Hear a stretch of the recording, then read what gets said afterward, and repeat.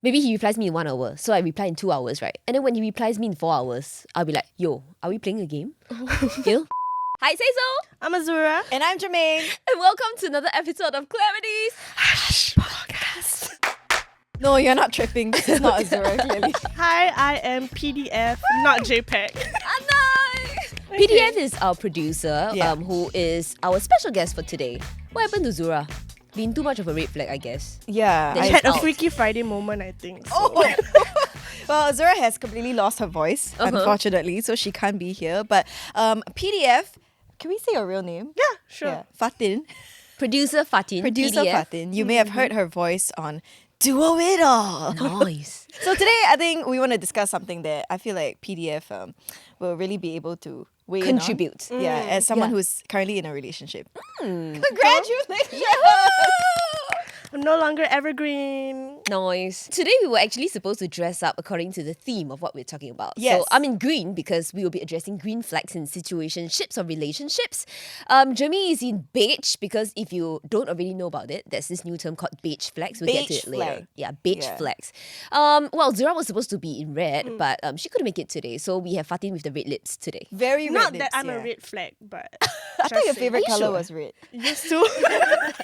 Okay, guys. So green flags, easy to understand, right? Green flags are something that you find positive in a relationship, and this keeps the other partner in your life because you like this trait about him or her. Red flags are huge no-no. Oh. What are some examples of red flags? Red flags? Yeah. Sexist. Cheating. Sexist. Yeah, like they Sexist. think Yeah. that they are better off than. Okay, sexist, racist, anything that ends with a cis is more than, most likely a red flag. Yeah. I think red flags can also be deal breakers. Like if you have long For sure. toenails, red flag, Oh, disgusting. Like the long pinky nail.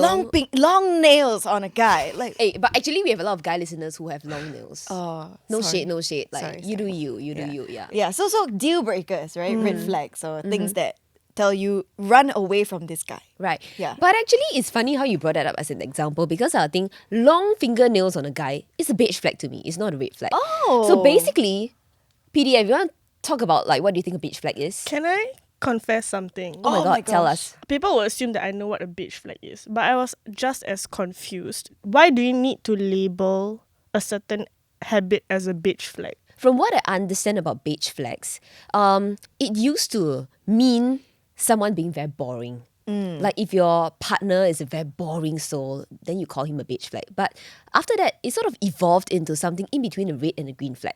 So if your partner does something that's not much of a deal breaker for you, but you don't exactly like it either, then this is your beige flag. And in my honest opinion, too many beige flags can amount to one red flag. Oh. And that can be a deal breaker, which is why I think there's a need to discuss this. I think everyone has different thresholds for what Right. goes Is a in beige green, flag. red, and beige, right? Like for me, long fingernails are red. Really? But for hazy, it may be beige. Yeah. It's up to you to decide. Yeah, I agree. I would think beige flags are something that don't really affect the relationship or don't really affect his love for me. Yeah, but it's not something that I like. Oh, for example, there's a producer who mentioned that her friend has a boyfriend who doesn't turn off his phone to silent mode basically when they sleep. Oh. Because her boyfriend is afraid of not being able to wake up on time. So he wants his phone to keep ringing so that he'll be able to wake up. It can very well be I'm a red guilty of flag. that. I'm guilty. No. Yeah, me too. Charge Like I me, set yeah. like 6 alarms every day. Yeah. But it disturbs the sleep of the girlfriend, you see. So it annoys her, but not to the point where she wants to break up.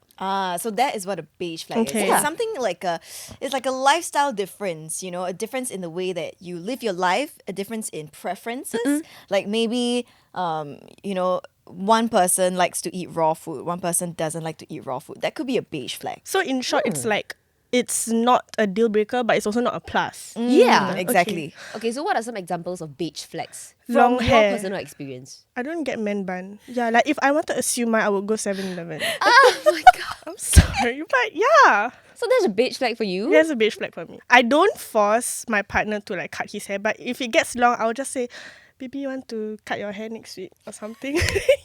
He gets the hint. Aww.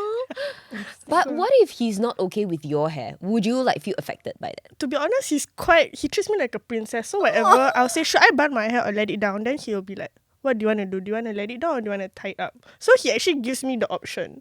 he doesn't tell me. He'll just say, you look good in straight hair, you look good in curly hair. So I just feel, I think he pampers me a bit much. But then again, as he should.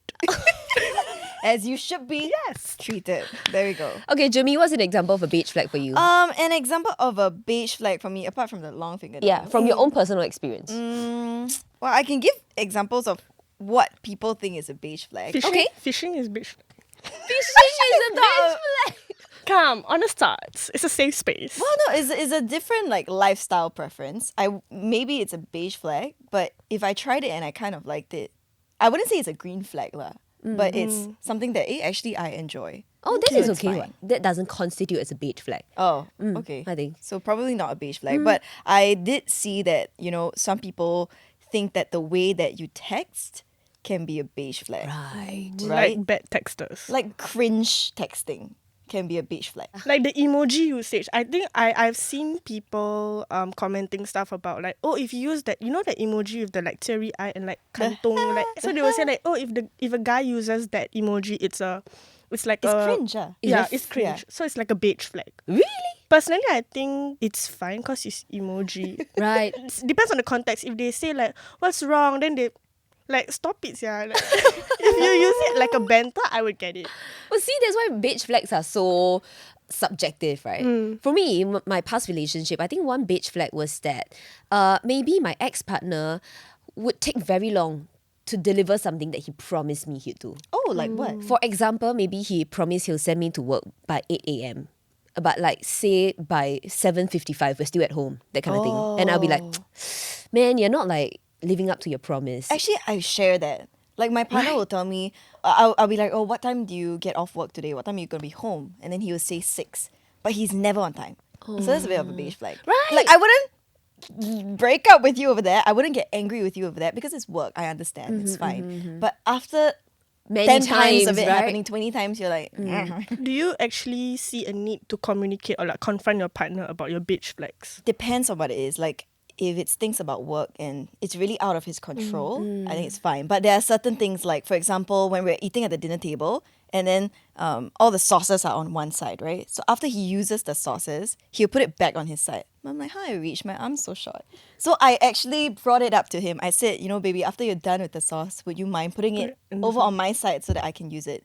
And once I tell him about it, the good thing is that he's such a great, he's so great about listening to feedback, He fixed and it on he'll the never spot. do it again.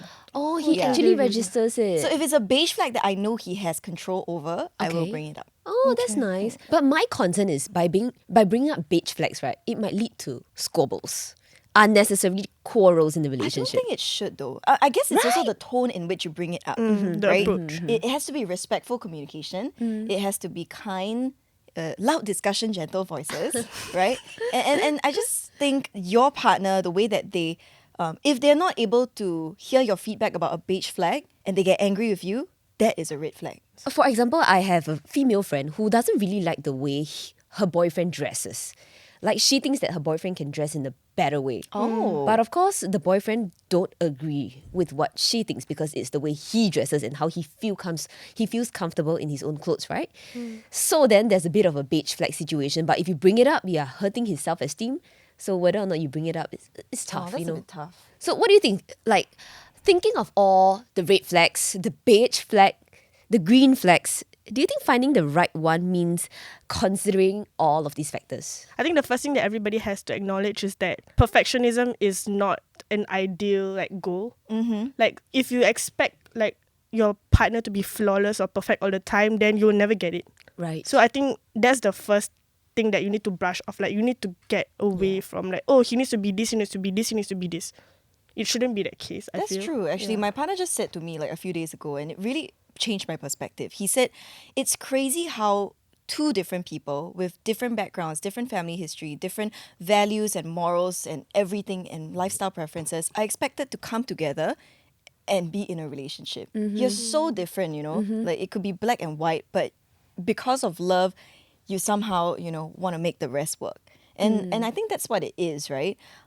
Whether it be a green, red, or beige flag, my biggest concern lies with red flags. Right. Those are your hard boundaries. Like, this guy is a cheater, it's a red flag, for a reason. I agree with Jeremy. I think a relationship doesn't have to be perfect, like Fatin mentioned, but it cannot contain a single red flag, not even one. Like if this thing is a deal breaker for you, just walk out of it because it will come back and haunt you, right? And Bite you in the ass. Yeah, as bite you in Azura the would ass. say. Like no matter how many green flags there are, as long as there's one red flag, I think you should just leave. Well, that's my personal opinion though. I agree. I agree. Is that too much? But in reality, there are people who compromise, who are willing to compromise and like, oh, he's my partner, I'm willing to settle for this. Sis, like I really have a female friend who puts up with her boyfriend cheating because her boyfriend usually treats her very well. So it's like, okay, many green flags, but one red flag, I'll choose to look past that red flag. And I don't know, I can understand where she's coming from, but I can't say I agree with her decision. Yeah. Because that red flag outweighs the green flags, right? But she tells herself, never mind, like men have needs and stuff like that. What about my needs? Yeah, I know, right? I don't know. That would be a hard red flag for me. Right. But then again, it's different for everyone, right? So, you know what? I just saw something online that I thought was very interesting to share. Did you know that there are some online theories to the perfect relationship? Oh. Or even if you're just in like the dating phase or pre-dating phase, there are ways to actually tell if someone is into you. Like, for example? It's very interesting. For example, you notice the direction of this person's feet. So if it's always pointing towards you, that means this person is subconsciously Thinking of you wanting to or- be facing you in your direction. I've heard something similar where in a group of people, Uh-huh. let's say you're a group of friends, right? And someone tells a joke. When you laugh, the person that you're looking at while you laugh, that's the person that you feel the most like Attracted kindly to. or attracted to. No, but I've heard all those things also. Yeah. Okay. Another interesting example is that when they start talking about sexy romantic things to you. No, like when they start to go in the past and be like, have you experienced this or that? Or like they talk about their workout day in the gym. They want you to notice that they have a good body. Wait, Like no, they no. flex lah. Avery tells me every day what he does in the gym. I want to be very clear that we have no relationship apart from colleagues. And Actually, maybe Zeliang sometimes tells me the same thing. Yeah. It's weird. But radio partners, good friends aside, if this random I'm guy... not interested in his body. But okay, I get it. Maybe like just talking about a little bit more spicy stuff. Right. Like you kind of want to bring that out of the other person, right? Any experience with that? I guess yes. If I want this guy to notice me, then probably I will send gym pics, tell him what I did today, do a reel, post it up online subtly, and see if he notices. So if he replies to your story, Then, damn, job's done. do you delete Outta the story here. after or like, oh, leave it there? Leave it there. Put it in my IG highlights. Delete it after. What about you, Fats? What do you do to try and get someone to? Notice you. Yeah. No, actually, I don't think it takes much effort for you. I Like people usually just notice you crack joke. generally. You are noticeable. What is Is Yeah, that the what yeah, you're meaning trying of to say? You're easily noticeable. You're hard to What do miss. you mean? No, in terms of your personality, your voice, your presence, it's hard to miss. I feel like it's my humor. So like, even my partner says this to me, like he notices me because of how I crack jokes. So like, for example, one of our first conversation, right? The first time we ever talked to each other, so he asked me, at that point I was wearing a very big hoops, Earrings. like earrings. Yeah. Oh, yeah, we And then know he the was, ones, yeah.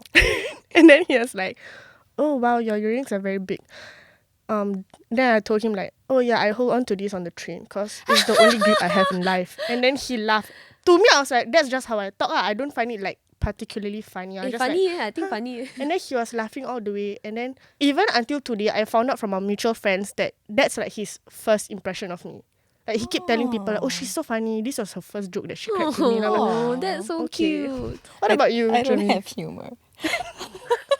Okay, so what do you do? If I am interested in a guy and I know this guy is interested in me, obviously you'd be texting, right? You would have communicated over like several weeks and stuff like that. I've done this with my current partner. I'm so sorry. So like in a social setting, right? Like there's a big group there, my friends there as well. When I see him, I literally, right, he was sitting down like this.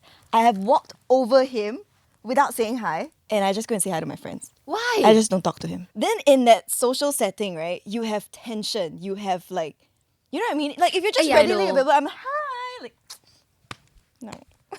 Oh, Yeah. the romantic Like the tension. push It's and the pull. tension, the push and Okay. pull, the play. I feel like that is the, that's the part where you can have some fun. Yeah. No, but don't play too hard to get, because then you won't get. I want to talk about like navigating ourselves in like the dating phase or like in relationships, right? What are some of the things that we can think about to make sure that this relationship lasts? I feel like being self-aware is a huge thing. Yes. Yeah, you have to be making sure that you're not overthinking always. That is, I do overthink. I don't know if you guys overthink do. so I'm an What do you overthinker. overthink about? Like thinking about has his texting patterns changed? For example, does he love me less? Oh, This I've shit. also done that. Right. I've been honest with this is a bit of a red flag, but maybe a beige flag. But I have done that with my partner, where in the dating phase, right? And I've told him, I said, baby, do you know that in the past, right, however long you would take to text me back, I'll multiply it by 2 and then wait to text you back. She's definitely hard to get. Definitely. Why would you do that? Okay, so for example, he replies you in 1 hour. I'll take 2 or more hours to reply back. Okay. I'll never take less than the time that he took to text me back. No, I don't do that anymore, obviously, Okay, right? okay. But I did that in the dating phase to show that I'm not always readily available. Yeah. Then I will overthink about, oh, he took so long to text me back. What is he doing? Where is he? What's happening? Right? And I'm trying to unlearn that as well, because it's very damaging, and it creates unnecessary scenarios in your head that Right. are completely untrue. I've done this once as well. Maybe he replies me in 1 hour, so I reply in 2 hours, right? And then when he replies me in 4 hours, I'll be like, yo, are we playing a game? I'll just think about so many things and I'll just overthink, and then just sometimes it just kills the entire chemistry of the conversation. But Do so you overthink. notice like little changes or actions in your partner or like the person that you're dating? For example, sometimes when my partner maybe changed his intonation, maybe he said things a little differently, like in terms of phrasing, and then I'll be like, are you angry? Yes, all the And then time. he'll All say- the time. And then he'll All be the like, time. no, I'm not. Then I'm like, oh, you sounded annoyed. I'm not. But I don't trust it. Yeah. I'm not convinced by it. So I was Yeah. like, oh, okay. So it just makes me overthink, oh, did I do something or did I say something that triggered him? Yeah. I've read online that this hyper awareness, right? It's sort of like an oversensitivity that comes from Post-traumatic. no, it comes from it can be from a traumatic incident. It can be from just generalized anxiety or just anxious attachment to someone. And what they say online is that you need to give your partner space to feel the emotions that they want to feel. They may be upset after a long day. They can't be smiling and happy all the time. They're human too, right? And sometimes it's nothing to do with you. Sometimes it may have things to do with you, but you have to give them that space. You can't always be trying to control, like, are you angry? What are you feeling right now? You may not always know what's on their mind. Yeah. Yeah. And I feel like sometimes it helps to take your partner's words for it. If he says that he's okay, then just let him be. I've been trying, to Nice just to know. trust. Good to know. Are you angry? No. Okay, move on. Yeah. Even if you feel like, oh, something is off, but maybe he's just not ready to speak about it yet. And when he's like done digesting his own emotions, then the talk will come. So I just want to bring up this sentence that I saw online.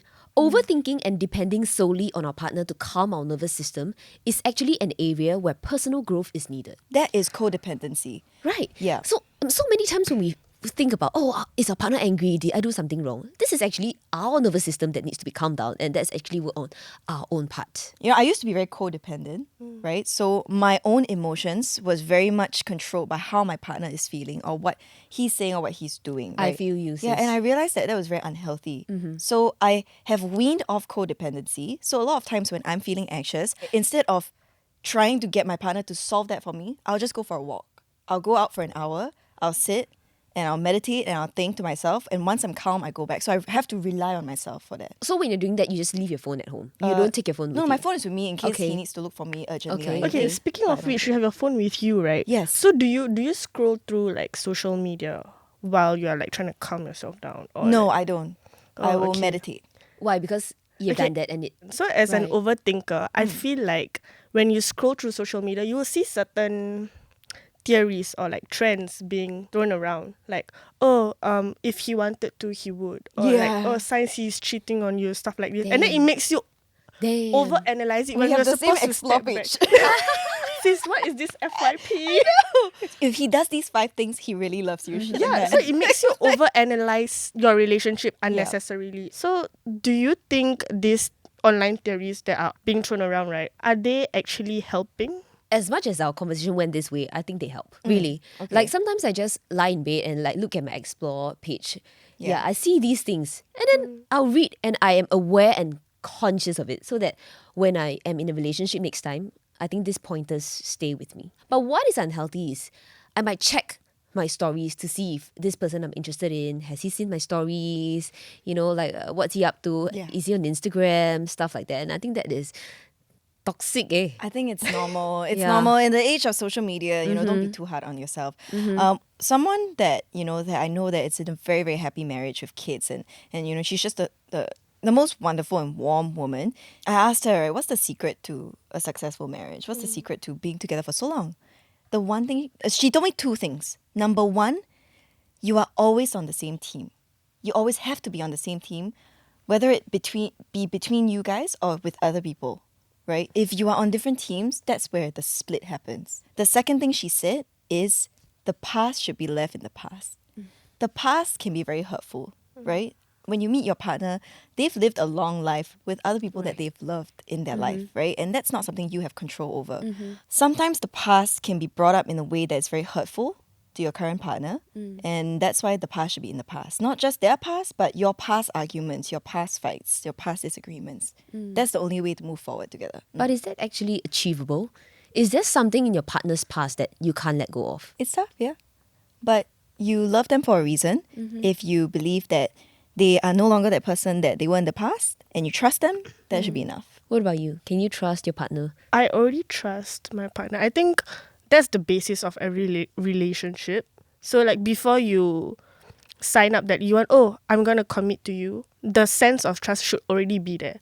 So if it comes to a point where you have to question like, who are you going out with? Or like, what time will you be back? To me, it feels like I just know that you will be back and I don't care who you go out with because I already trust you. Right. Actually, I think right. that's quite a beige flag thing for me. Communication about, when you go out, who you go out with and stuff. Obviously, I've seen this on Instagram. They say that communicating with your partner about who you're going out with and what time you're coming back is not out of fear, right? It's that out you will of argue. respect. It's out of respect. We all saw the same thing. It's out of respect, right? For the other person, right?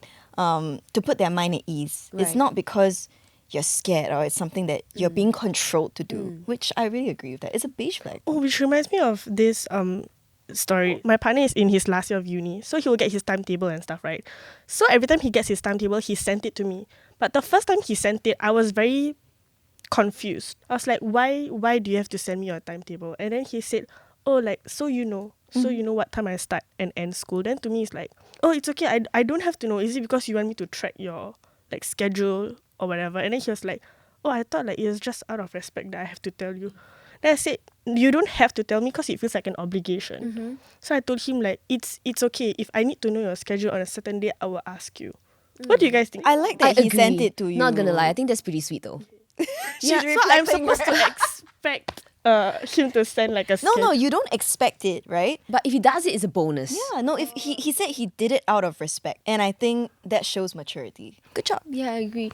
But at the same time, he doesn't expect you to send No, him he doesn't, your yeah. schedule. No, I think that's Like very he didn't important. ask for it back. So Yeah, that's okay, so okay. sweet. I think that's super cute. So, final thoughts. I think it's very important to trust our judgment and our intuition when assessing different relationships, be it friendship or like romantic relationships. Yeah, always have healthy boundaries. What's acceptable to you, what's not, and try to stick to those, right? Right. Because once you, I'll just give it an example of like cheating. Once you let this person cheat on you once and you say you're okay with it, you're opening yourself up and you've lost that boundary, right? And this could apply to anything in your relationship. So yeah, I would say keep those boundaries strong. Whatever happens in your relationship, right, it's on you. So you get to decide what's beige, what's green, and what's red. But clearly within reasonable context, if it's causing you harm or cheating, and then I think it's a clear red. And always remember, your beige flag might be someone else's green.